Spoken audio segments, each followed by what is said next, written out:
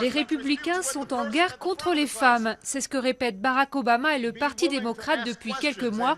Une tactique électorale pour certains, mais pour cette directrice d'un centre pratiquant l'IVG, cette guerre est bien réelle. Ça ne fait aucun doute. Le Parti républicain est contrôlé aujourd'hui par des bigots qui n'ont qu'un objectif: abolir le droit à l'avortement et décider à quel moment la vie commence, en dépit de ce que disent la science et la religion.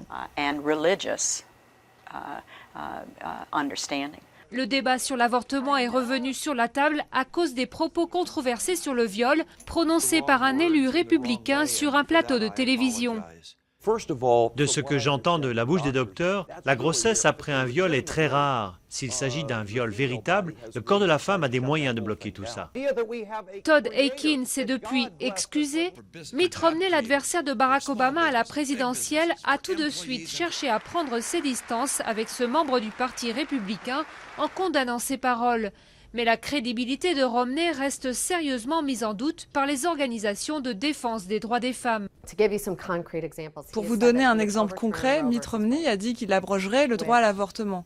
Je vous laisse imaginer un instant. Ce serait une catastrophe sanitaire et une catastrophe pour les droits des femmes et la vie des femmes. Pire, pour Mitt Romney, son colistier Paul Ryan a soutenu plusieurs lois remettant en question la définition même du viol et cherchant à abolir le droit à l'avortement, même en cas de viol. Une position qui pourrait coûter cher aux candidats à la Maison-Blanche. Selon un sondage, 3/4 des Américains sont pour le droit à l'avortement en cas de viol ou d'inceste.